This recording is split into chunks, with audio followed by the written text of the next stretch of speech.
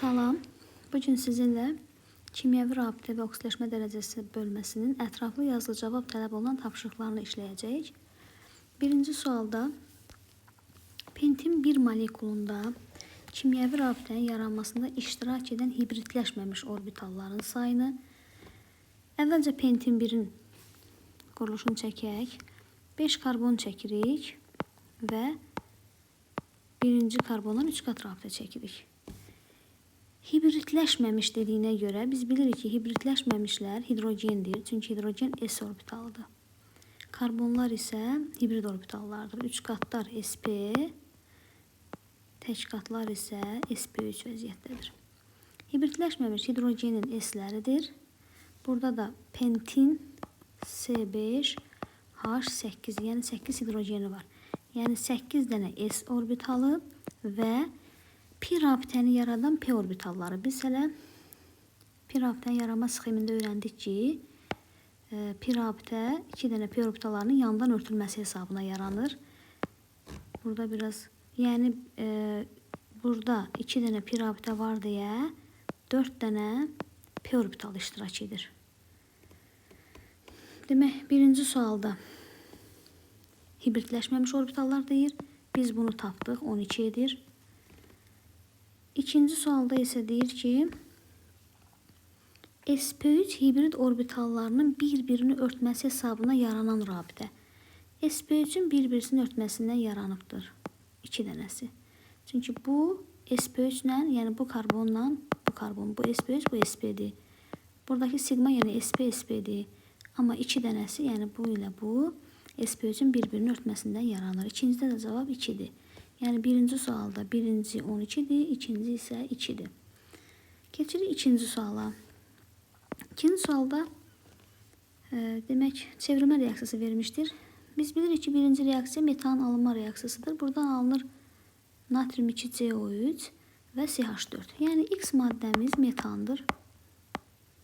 Y necə tapırıq? Metan 550-600-də parçalananda əmələ gəlir etilin.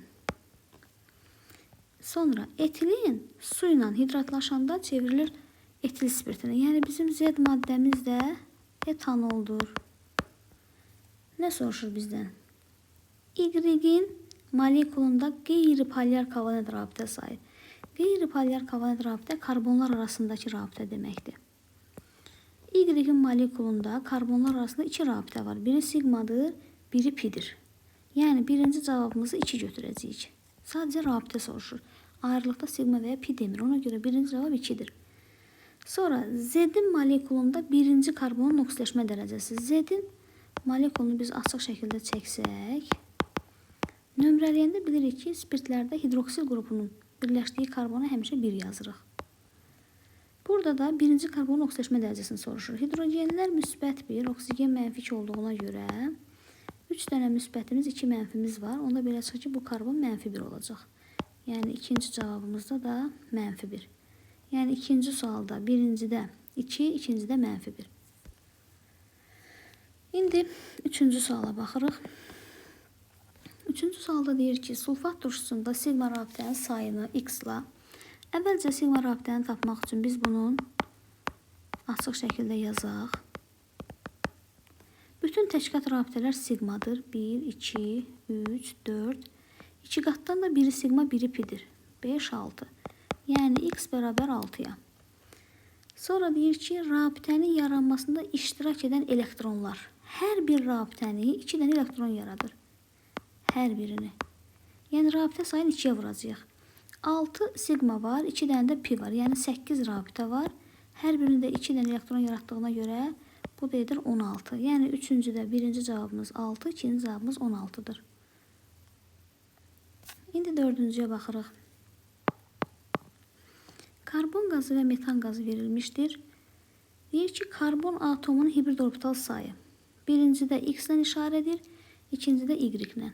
Biz bilirik ki, karbon dioksid, buradakı karbon sp hibrid vəziyyətindədir. Bir dənə sp hibridi 2 dənə orbital deməkdir. 1s, 1p. Yəni birinci cavabımız 2-dir. Yəni x bərabər 2-yə.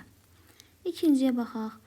metandakı hibrid orbital. Biz bilirik ki alkanlarda bütün karbonlar sp3 hibridləşmə vəziyyətindədir. Hər bir dənə karbon 4 dənə hibrid orbital deməkdir. Ona görə də onlarda hibrid orbital sayı 4n düsturu ilə tapılırdı. 4 vur 1. Yəni 4 dənə. Bunu da y ilə işarə edibdir. Y də bərabərdir 4-ə. Yəni 4-cü sualda birinci cavabımız 2-dir, ikinci cavabımız 4-dür. 5-ci suala baxırıq. 5-ci sualda vinlastilen verilmişdir. X, Y, Z tapaq. X nədir? Karbon atomlarının rabitə yaranmasında iştirak edən elektronların sayı. Biz bunu açıq şəkildə yazaq. CH2. CH. C və rabitə yaranmasında baxın bu sigmalardır. Bu rabitəni yaradanda karbon birini, hidrogen birini qoyur. Eləcə də burada. 3'ünü burada istifadə edir. 4, 5, 6, 7, 8, 9, 10, 11, 12, 13, 14. Demək hidrogen sayı. Burada 2 qat rabitədir. 15 və 16. Demək karbonların, bax bunu saymadıq. Çünki bu hidrogenin orbitallardır. Elektronlar daha doğrusu. Yəni bunları saymırıq. 16 dənə elektron iştirak edir karbonun. Yəni X-imiz olur 16. 5-ci də birinci cavabımız 16. Y-i hesablayaq. Polyar kovalent rabitə sayı. Ümumiyyətlə polyar kovalent rabitə sayı karbodrogenlərdə hidrogen sayı qədər olur. Burada da 4 hidrogen var. Yəni karbon hidrogen hesabına yaranmış rabitəni demək istəyir. Bu da olur 4 dənə. Y-imiz 4. Z-də baxaq. Rabitə yaranmasına iştirak edən qeyri-hibrid. Yenə qeyri-hibrid orbitalları həmişə hidrogenlərdir karbodrogenlərdə. Hidrogen də burada saysaq 4 dənə hidrogen var. Yəni 4 dənə S deməkdir. Çünki hidrogen sıra nömrəsi 1-dir. Hidrogen 1s1, yəni S elementidir. Hibridləşmiş vəziyyətdə deyil. 4 dənə qeyri-hibrid, yəni hidrogenlər və hər pi rabitəni bayaq dedik ki, 2 dənə p orbitalları yaradır. Burada da 3 dənə pi rabitə var. 1, 2, biri də burada.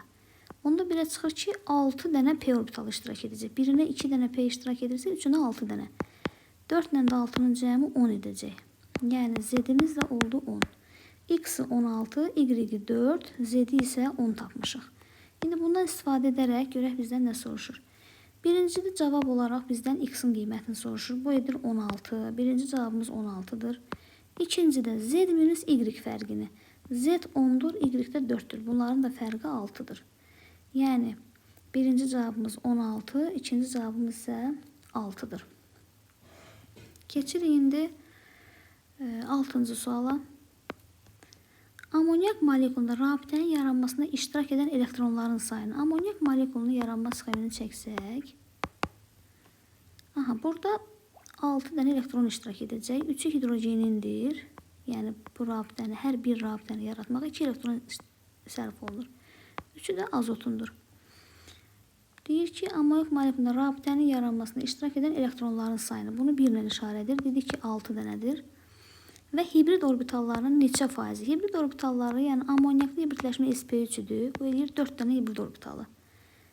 Neçə faizi rabitə yaranmasına iştirak edir? 3 iştirak edir. 4'ü 100%dirsə, 3'ü də olacaq 75%. Yəni birinci cavabımız 6'dır, ikinci cavabımız 75'dir. 6-cı sualda. Növbəti 7-ci suala baxırıq. Yine metanla su verilmiştir. Rabitə yaranmasında iştirak edən hibrid orbitalları. Metan quruluşunu çəkirik. Eyni qaydayla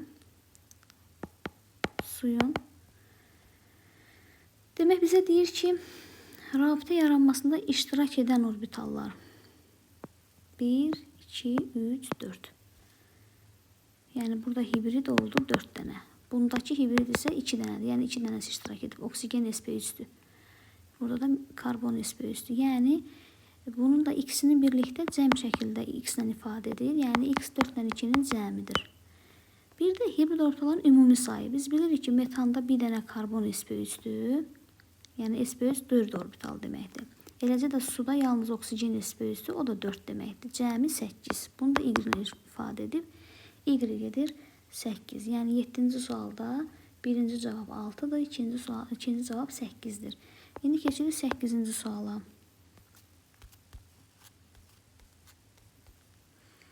Aha, etan etilen keçidi zamanı valent bucağının qiyməti.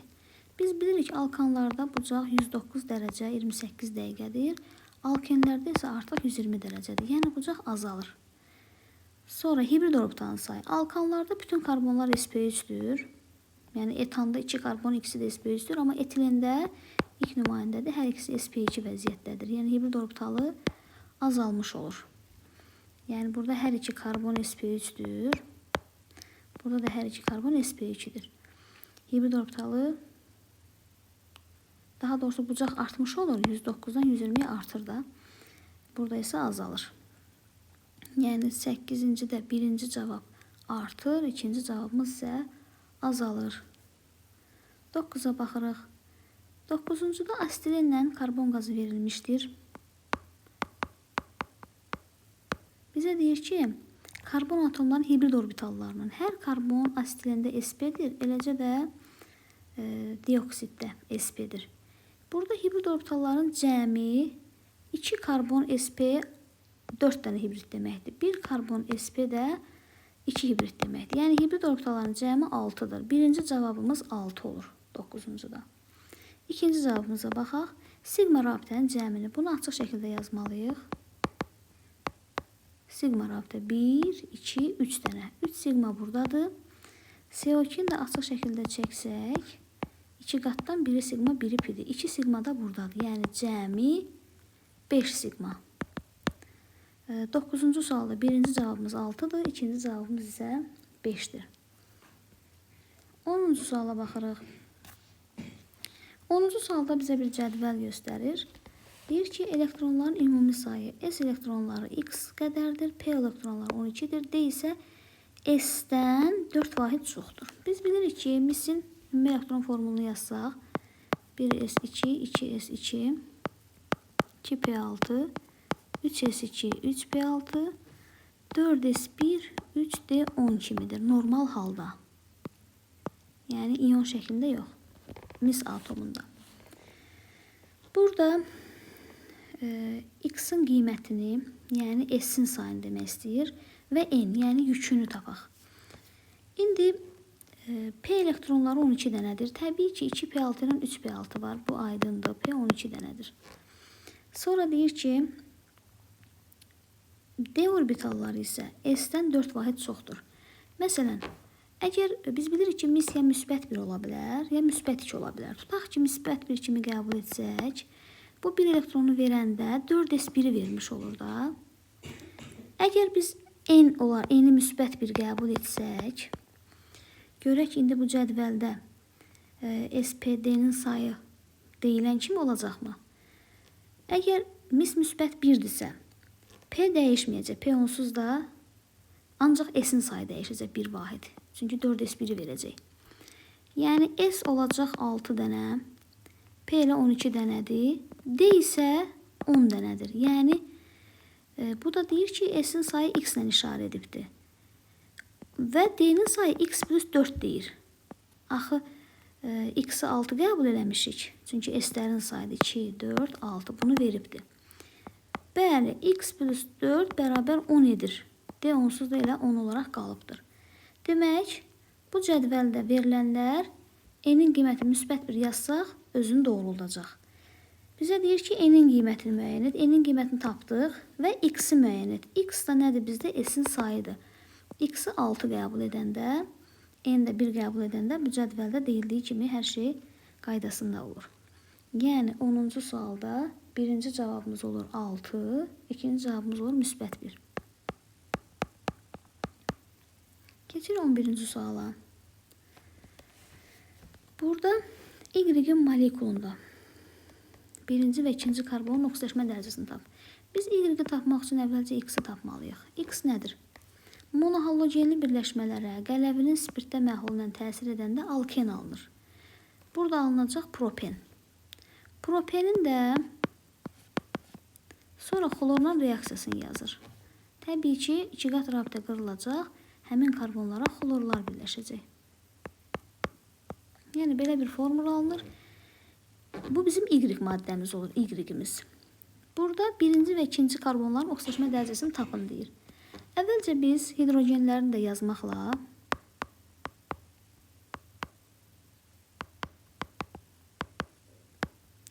nömrələyək. Biz bilirik ki, bu uzun zəncirimizdir. Artıq halogenlər radikal sayılır. Ona görə nömrələyəndə birinci karbon CH2 xlor olandır, ikinci karbon CH xlordur. Və bunların oksidaşma dərəcəsini soruşur. Üzvü birləşmələrdə, karbonhidrogenlərdə halogenlər -1 göstərir. Hidrogenlər də müsbət 1-dir. Bu karbon 2 müsbət 1 mənfi. Onda mən bura -1 yazsam 2 mənfi 2 müsbət olur. Yəni oksidaşma dərəcəsini cəbri cəmi 0 edir. Birinci karbonumuz oldu -1. İkinci karbonu necə tapırıq? Hidrogen müsbət 1, xlor -1. Onda belə çıxır ki, ikinci karbon 0 olacaq. Yəni cəbri cəm onsuz da bərabərdir. Bu da təbii ki, CH metil qrupları həmişə -3 göstərir. Yəni 11-də birinci cavabımız -1-dir, ikinci cavabımız 0-dır. 12-ci suala baxırıq. 12-də deyir ki, demək 2 dənə maddə verilmişdir. Orada iyon rabitənin cəmi 7-dir, kovalent 17-dir. N-lə M-i tap. Birinci maddə artıq bəllidir. Orada iyon və kovalentin sayı. Əvvəlcə bunun quruluşunu çəksək. Baxırıq ki, iyon 1 dənədir. Kovalent isə 1, 2, 3, 4, 5, 6, 7 dənədir. Yəni 7 iyonun biri natrium dihidroortofosfatdadır. Onda 6-sı bizim bu naməlum olan maddəmizdədir. Yəni metal M, PO4, N dəfə. Burada iyon olmalıdır 6 dənə, kovalent isə 10 dənə olmalıdır. Çünki 17 kovalentin 7-si buradadır. İndi bunu hansı duz olduğu necə tapacağıq? Təbii ki, bu ortofosfat turşusunun normal duzudur. Burada metal ya 1, ya 2, ya da 3 valentlidir. Burada iyon rabitə altdan olduğundan biz bilirik ki, burada 2 valentli metal götürübdür və sayı 3 dənədir. Çünki hər 3 dənə 2 valentli metal 6 dənə iyon deməkdir. Məsələn, 2 valentli götürsək olacaq X3 PO4 2 dəfə. Bunun quruluşunu açıq şəkildə çəkmək istəsək, demək 3 dənə X-a birləşdirməli 2 dənə PO4. Hər biri 2 valentlidir. Oksigenə birləşir. Sonra PO4 qrupunu da çəkəndə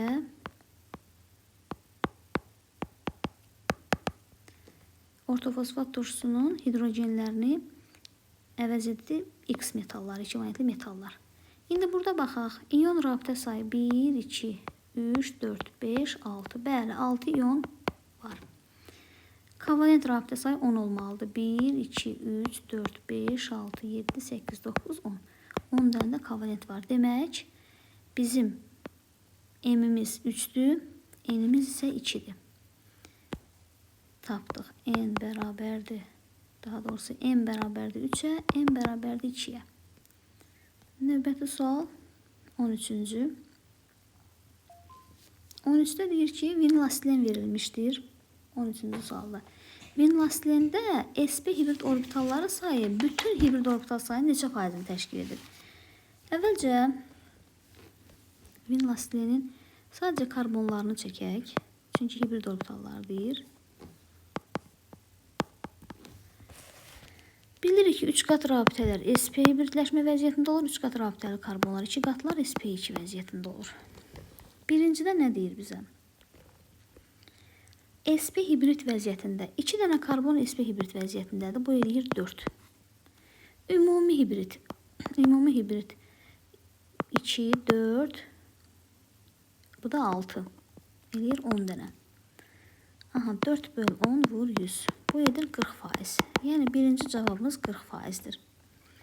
İkincidə molekulda qeyri-hibrid orbitalları yenə həmişə olduğu kimi qeyri-hibrid dedikdə hidrogenlər, burada 4 dənə hidrogen var, yəni 4 dənə S var. Və pi rabitənin sayını 2-yə vurmaqla. Çünki hər bir dənə pi 2 dənə P-dən yaranıb.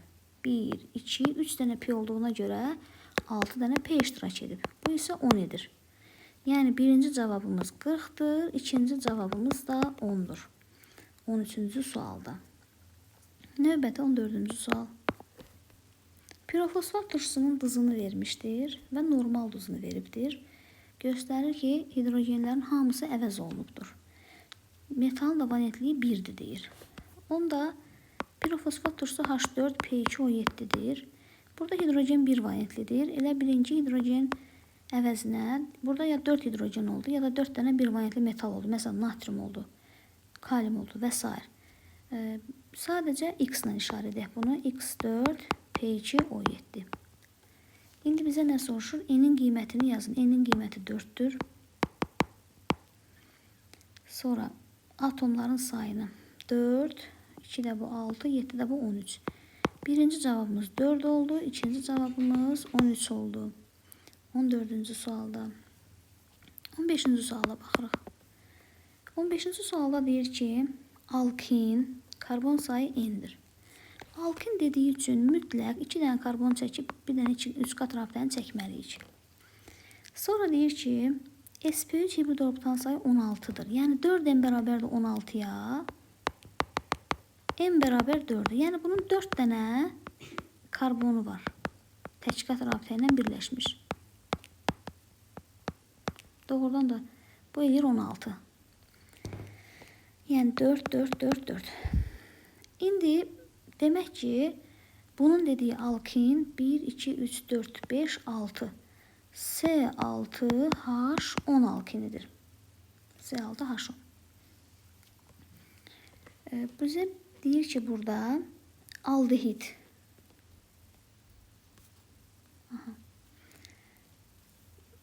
Karbon sayı X-ləndir. Amma sp3'ün sayı Y-ləndir. Və aldehiddə Y deyir bərabər 2N-ə. N'in qiyməti alkindəki karbon sayıdır. Biz bunu tapdıq 6. Yəni N bərabər 6, Y də bərabər 2 vur 6. Çünki 2N deyir. Bu edir 12. Demək, karbonların sayı 12 dənə. sp3'ün sayını deyir, neçə dənədir, onu tap. Baxaq buna. Demək 2n bərabərdir. 12 dənə. Burada nəsə uyğun getmədi. Bir də baxaq. Karbonların sayı n deyir. N'in qiyməti 2, 3, 4, 5, 6'dır. 6 karbonu var. Hidrogendəki C6H10'dur. Və Y bərabərdir. sp3'ün sayı deyir. 12 dənədir.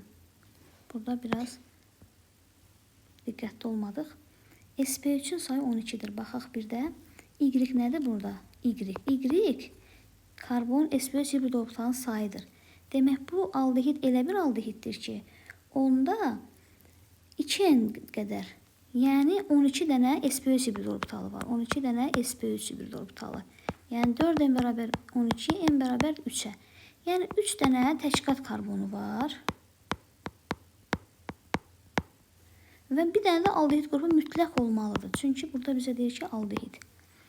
İndi bizdən nə soruşur? Alkin molekulunda qeyri-polyar kovalent rabitə sayı. Alkindəki qeyri-polyar kovalent rabitə sayı təbii ki, hidrogen sayı qədər qeyri-polyar. Polyar hidrogen sayı qədərdir qeyri-polyar karbonlar arasında. 1, 2, 3, 4, 5, 6, 7. Birincidə cavab olur 7. Birincidə cavab 7. Çünki alkində deyir. İkinciyə baxırıq. Aldehidin kütləsini. Aldehiddəki aydındır ki, demək 4 karbonu var. C4H8 odur. 4'ü vuruq 12, 48. 48'in üzərinə 8 və 16 gəlirik. Bu da edir 72. Yəni birinci cavabımız oldu 4. Çünki N'in qiymətini deyirdi bizə. Daha doğrusu X'i deyirdi. Karbonların ümumi sayı. 1, 2, 3, 4. Birinci cavabımız 4'dür. İkinci cavabımız rabitələrin sayı 7'dir.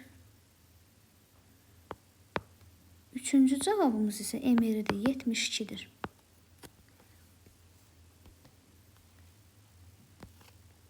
Növbəti 16-cı sual. 16-da nə deyir? Asetilin dimerləşməsindən X alınmışdır.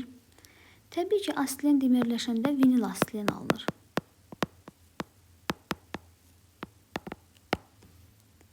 İndi nə deyir bizə? Deyir ki, X-in molekulunda kimyəvi rabitənin yaranmasına iştirak edən hibrid orbitalların sayını. Hibrid orbitalların sayı yenə 2 qat rabitələr sp2-dir, 3 qatlar sp-dir. 3, 6, 8, 10. Demək, birinci cavabımız 10-dur. Sonra, Y molekulunda hələ bir Y-i tapaq. Y nədir? Vinil üzərinə H xlor gəlir. Biz bilirik ki, bu xloroprenin alınması reaksiyasıdır. Vinil üzərinə H xlor gələndə alınır xlorpren. Bizim Y-imiz xlorprendir. Y molekulunda rabitənin yaranmasına iştirak edən P elektronları. Xlor P elementidir. Bir dənə P xlordur. Bir də 2 qat rabitəni yaradan hər biri üçün 2 dənə P iştirak edirdi. Yəni 1P burada, 4P burada, 5 dənə. İkinci cavabımız da oldu 5. Birinci cavab 10, ikinci cavab 5. 17-ci suala baxırıq. Alifatik karbohidrogen. Alifatik karbohidrogen açıq zəncirli deməkdir. Burada iştirak edən qeyri-hibrid orbitalların sayı hidrogenden 4 vahid çoxdur. Biz bilirdik ki, qeyri-hibrid bir hidrogenlərdir. Bir də pi rabitəni yaradan p orbitallardır. Əgər 4 vahid çoxdursa, demək 4 dənə p orbitalı var. 4 dənə p orbitalı varsa, demək onda 2 dənə 2 qat rabitə var. Yəni bu alkindir, məsələn, hər hansı bir CN və yaxud da alkadiyendir. CnH2n-2 formuluna malik olan maddədir. İndi nə deyir bizə? Deyir ki, bu karbohidrogenda pi rabitənin sayını. Dedik ki, bunlarda 2 dənə pi rabitə var. Birinci cavabımız budur. Və 2 molun hidrogenləşməsinə. Biz bilirik ki, bunlarda 2 pi olduğuna görə 1 molun hidrogenləşməsinə 2 mol hidrogen lazımdır maksimum. 2 moluna isə təbii ki 4 mol lazım olacaqdır. Bunu da litrlə ifadə etsək, 4 vuraq 22, onda 4, yəni 89,6 litr. Demək, birinci cavabımız 2-dir, ikinci cavabımız 89,6 litrdir. İndi 18-ci suala baxırıq. 18-ci sualda deyir ki, kalium hidroksidin ortofosfat turşusu ilə əmələ gətirdiyi duzlar. Biz bilirik ki, kalium hidroksid ortofosfat turşusu ilə 3 cür girir reaksiyaya. Kalium hidroksid ortofosfatla 3 cür girir. 1 mol, 2 mol və 3 mol. 1 mol girərsə 1 hidrogen əvəz olunur. Əmələ gələcək kalium H2PO4. 2 mol girərsə ikisi əvəz olunacaq. Kalium 2 HPO4. 3 mol girərsə 3'ü də əvəz olunacaq. Kalium 3 PO4. İndi burada kütləsi ən böyük olan təbii ki kaliumu çox olandır. Çünki PO4'ləri də silsək, bunu kütlə kimi müqayisə eləsək, yenə kaliumu çoxdursa, demək onun emeri çoxdur. Bizə burada deyir ki, emeri ən böyük olan X-dır. A plus 38. Yəni X kalium ortofosfatdır. Kütləsi ən kiçik olan isə Y-dir. A minus 38 qədərdir. Kütləsi ən kiçik olan kaliumu ən az olandır. Yəni Y-imiz kalium dihidroortofosfatdır. Onda Z də kalium hidroortofosfatdır. Nə soruşur bizdən? Y-in 1 molunda olan, Y bu maddədir. Bunun 1 molunda olan polyar kovalent rabitə sayı. Quruluşunu çəksək, kalium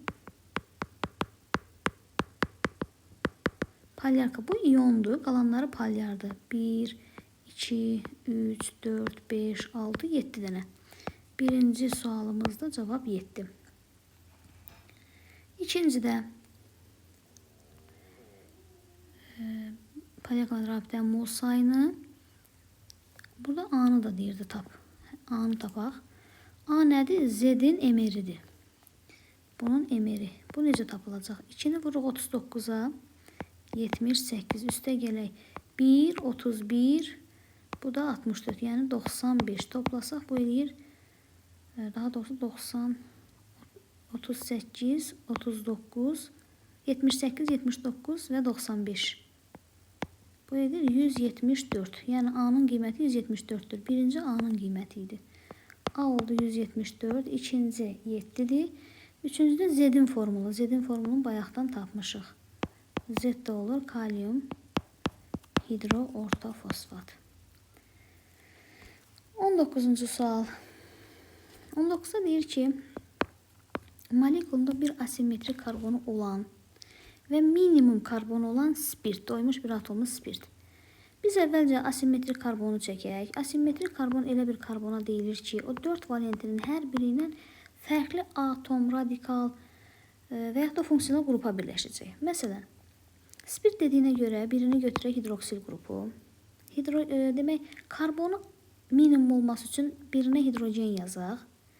Və radikal olaraq da birinə metil, digərinə isə etil yazaq. Yəni, ən kiçik radikalları götürək. Demək ki, bunun dediyi maddə, yəni,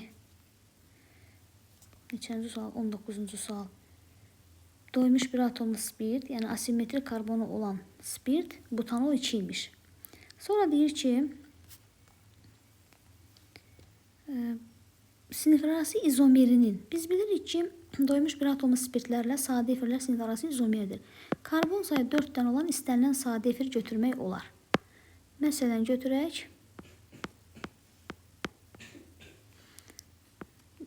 Dietil efiri götürək və yaxud da metil propil, metil izopropil fərqi yoxdur. İstənilən bir efir götürmək olar. Siniflərarası izomerində qeyri-polyar kovalent rabitələrin sayı. Bunu açıq şəkildə yazaq. Biz bilirik ki, qeyri-polyar eyni atomlar arasında yaranandır. 1, daha doğrusu belə, 2 dənə. Yəni, birinci cavabımız oldu 2. İkincidə, burada da hidrogenlərdir təbii ki. Bunlar polyardır və yaxud da bu olsun. Və 0,2 molunun yanmasından alınan suyun kütləsi. C4H10O kimi yazsaq biz bunu. Su hidrogen sayının yarısı qədər, yəni 5 mol alınır. Birindən. Amma bizə deyir ki, 0,2 molundan. Birindən 5 su alınırsa, 0,2-sindən də 1 dənə su alınacaq. 1 dənə su da 18 qramdır. Yəni, ikinci cavabımız da 18 oldu. 20-ciyə baxırıq. 12 hidrogeni olan benzolun homologunun. 12 hidrogeni olan benzolun homologunu tapmaq üçün aromatik karbonhidrogenlərin ümumi formulunu yazırıq və hidrogen sayını bərabər edirik 12-yə. Buradan tapırıq n bərabər 9-a. Yəni, bu maddə C9H12 imiş. Ya propil benzoldur, ya izopropil benzoldur. Və yaxud da, yəni, 6 bucağı çəkməliyik. Bu bizim CH hər təpə nöqtələrinə yazırıq. Bizə deyir ki, burada sp2 S-in sayı minimumdur. Daha doğrusu maksimumdur. İkili karbon sayı isə minimumdur. sp2 S-in sayı maksimum dediyinə görə mən buna çalışacağım ki, bir dənə radikal birləşdirim. Ona görə propil və izopropil birləşdirirəm. Və ikili karbon sayı minimum dediyinə görə biz izopropil radikal birləşdirəcəyik. Propil birləşdirməyəcəyik. Çünki bir dənə də ikili karbon propildə var. İndi burada izopropil radikalını birləşdirsək, nə soruşur bizdən? Karbohidrogenda sp3 hesabına yaranan sigma. Biz bilirik ki, təpə nöqtələrindəki hər karbon sp2-dir. Yəni, bunların hər biri sp2-dir. sp3 yalnız bax bunlardır. sp3 hesabına deyilsə 1, bu da 2. Yəni, birinci cavabımız olur 2. İkincide nə deyir? Sigma sayı 2 dedik. Birləşməni beynəlxalq nomenklaturun adlandırın. Təbii ki, bu izopropil benzoldur da. Radikalımız izopropildir deyə. Biz buna deyəcəyik izopropil benzol. 21-ə baxırıq. Etilen xlorla reaksiya girir. Dixlor etan əmələ gətirəcək.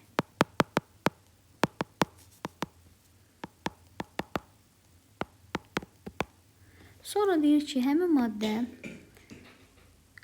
qələvinin spirtə məhlulundan reaksiya girəcəkdir. Dihalogenli birləşmələrə qələbinin spirtə məhl olan təsirində alkin alınır, yəni asetilin alınacaq. Sonra asetilen, bizim Y maddəmiz asetilen oldu, X maddəmiz dixloretan oldu. Asetilen də civə dozları iştirakında su ilə reaksiya girəndə biz buna Kucherov deyirdik. Alınır asetaldehid. Yəni Z maddəmiz də oldu asetaldehid. İndi nə soruşur? Z-in molekulundakı birinci karbonun oksitləşmə dərəcəsi. Hidrogen müsbət 1, oksigen mənfi 2 olduğuna görə burada karbon olacaq müsbət 1. Yəni birinci cavabımız oldu müsbət 1. İkinciyə baxırıq. Z-in hidrogenləşmə məhsulu. Z asetaldehiddir. Hidrogenləşəndə təbii ki etil spiritinə çevrilir. Hidrogenləşmə məhsulunda polyar kovalent rabitə sayı. Z-in quruluşunu çəkək. Polyar rabitə sayı fərqli atomlar arasında olandır. 1, 2, 3, 4, 5, 6 və 7. Bu isə qeyri-polyardır. Çünki eyni atomlar arasında yaranıbdır. Demək, 7 dənə polyar sigma rabitə var. İkinci cavab oldu 7. Birincidə müsbət 1, ikincidə 7. İndi 22-yə baxırıq. 22-də nə deyir? Şaxəli quruluşda alkan butanı göstərir. Daha doğrusu izobutan demək istəyir. İndi burada C4H10 kimi yazıbdır. Biz bilirik ki, butan ya normal butan var, yəni adi ardıcıl 4 karbon. Buna normal butan deyirik. Bir də var izobutan. İzobutan da şaxəli formada çəkilmiş 4 karbondur. Bu da deyir ki, şaxəli, yəni bu formuldan söhbət gedir. X-i necə tapacam? Deyir ki, hidrogen qopduğu karbonun nömrəsi 1-dir. Məsələn, fərqi yoxdur, istədiyimiz cür nömrələyə bilərik. Tutaq ki, hidrogeni birinci halda bu itirdi. Bu zaman alınır izobutil radikalı. Bu bizim X-imizdir. Sonra deyir ki, Y elə bir radikaldır ki, ikinci karbonu itiribdir hidrogeni. Yəni, bunu itirir ikincidə. CH3, C. Biz buna üçlü butil deyirdik. Bu da bizim Y-imiz idi. Nə şərt qoyur? Deyir, X və Y radikallarının birləşməsindən alınan maddə. Yəni, X-la Y-i birləşdir. Yəni, izobutillə üçlü butili birləşdir.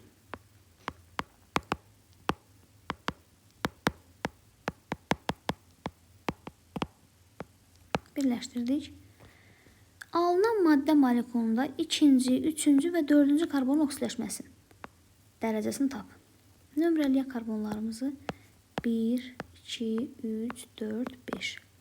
Birinci karbon CH üstüdəyə. Biz bilirik ki, hidrogen müsbət 1, karbon mənfi 3 olur. Birinci karbonumuz mənfi 3 oldu. Demək, 22-ci sualda. Birinci cavab mənfi 3. Birincini soruşmuram, deyəsən. İkincini soruşur, hə. İkinci 0-dır. Üçüncü CH2-lər bilirik ki, həmişə mənfi 2-dir. Çünki bu müsbət 1-dirsə, bu da mənfi 2 olacaq. Üçüncü mənfi 2-dir. Dördüncüdə CH-lar da mənfi 1 olur. Çünki hidrogen müsbət 1-dir, karbon mənfi 1 olur. Bu da olacaq mənfi 1. Birinci karbon mənfi 3-dür, ikinci 0-dır, üçüncü mənfi 2, dördüncü mənfi 1. Bu da bizdən 2, 3, 4-ü soruşur. 1-i soruşmur. 0, mənfi 2, mənfi 1. 23-cü suala baxırıq. 23-də nə deyir? Xlorun oksigenli turşuları verilmişdir. Biz bilirik ki, xlorun 4 dənə oksigenli turşusu var. Hipoxlorid, xlorid, xlorat və perxlorat.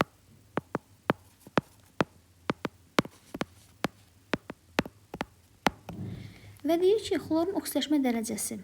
Təbii ki, burada oksigen mənfi 2, hidrogen müsbət 1-də hər birində. Ona görə bu olacaq müsbət 1, bu olacaq müsbət 3, bu müsbət 5, bu isə müsbət 7. Ən böyük D-dir və D də uyğundur T-yə. Onda bizim T maddəmiz budur. Ən kiçik A-dır. A da uyğundur X-a. X da budur. B ilə C-ni müqayisə eləyəndə C B-dən böyükdür. Onda C budur. Onu Z-dən işarə edir. Bu da təbii ki, olacaq Y-imiz. Deyir ki, X turşusunun kimya formulu yazmışıq. H-xloro. Birinci oldu cavabımız H-xloro. İkinci cavab nədir? Y ve T'de olan atomların cəmi. Y-də 1, 2, 4-də bu 6. Daha doğrusu T'de 6. Y-də isə 1, 2, 2-də bu 4. 6 ilə 4-ün də cəmi 10. Çünki cəmini soruşur. Üçüncüdə nə soruşur?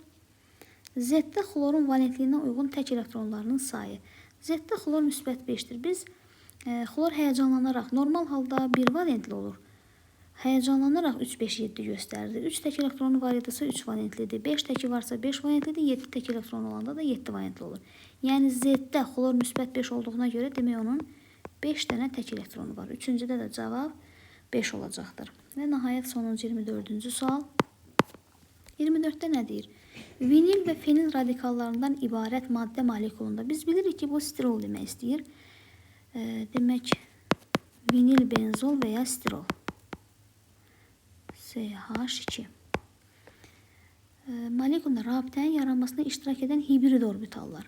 Burada 8 karbon hər biri sp2 vəziyyətdədir. Yəni 8 vuraq 3, bu edir 24.